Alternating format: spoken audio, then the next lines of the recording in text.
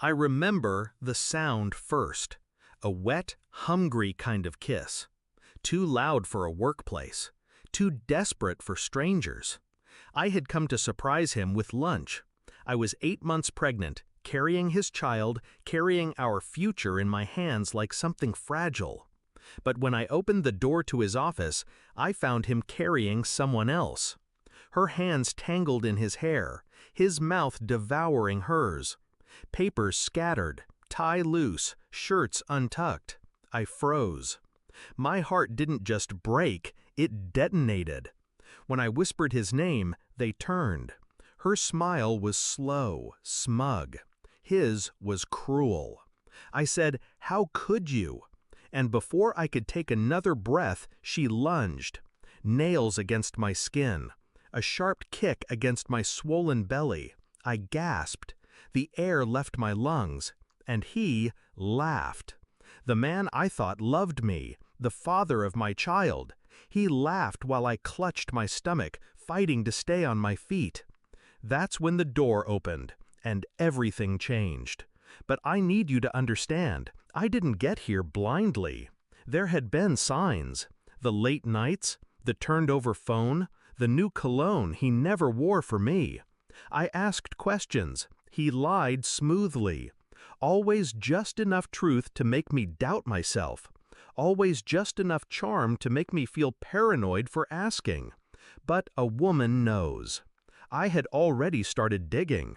Bank statements, text records, hotel receipts buried under business trips. I had already found her name. What I didn't expect was the violence, or the laughter. That's what cut deepest. Not the cheating, not even the betrayal, but the pleasure he took in my pain. That's the moment my love turned to ash. And ash can choke, or it can smother him. I didn't scream that day. I didn't fall apart. I pressed my hands to my belly, steadied my breathing, and looked at the doorway. Because the person standing there wasn't just anyone. It was his boss, the CEO, the man who had trusted him with his company's reputation, clients, accounts. The man whose daughter, the woman in his arms, wasn't supposed to be in that office. The silence was heavy. My husband stumbled, stammered, tried to speak. The other woman paled, then stepped back, her confidence cracking. The CEO's voice was low, dangerous. My office, now. I should have felt powerless that day. Instead, I felt the first spark of control. Because I already knew the truth. And now, so did the one man powerful enough to ruin him without me lifting a finger. But I didn't rely on chance. I never do. While my husband was dragged into a storm upstairs, I walked out of that building and called the lawyer I had quietly retained weeks earlier. Within days, everything I had collected, his affairs, his hidden accounts, his reckless spending, was packaged neatly into divorce papers. I filed for full custody, froze our joint accounts, secured the house in my name with the trust my grandmother had left for me, the one he didn't know existed. Every time he tried to call, I ignored him. Every time he tried to show up, I let security handle it. I wasn't his frightened wife anymore. I was his reckoning. The climax came in the courtroom. He walked in with his expensive suit and his cheap confidence, expecting me to crumble. Instead, I slid the evidence across the table.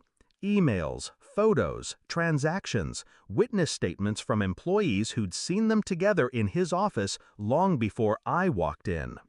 The judge didn't even look at him twice. Custody, mine. Assets, frozen. Alimony, granted. His mistress didn't show up. She had problems of her own now. Her father made sure of that. After the ruling, he cornered me in the hallway. His voice was sharp, desperate. "You'll regret this." I looked him dead in the eye. "No," I said. "The only thing I regret is ever loving you." And I walked away. Now, when I watch my daughter sleep, safe and whole, I think back to that office. to the laughter, to the kick meant to destroy us both. It didn't destroy me, it transformed me. Because betrayal doesn't just wound, it sharpens. And when the door opened that day, it didn't just reveal his affair, it revealed his downfall. And I was the one who made sure he never got back up.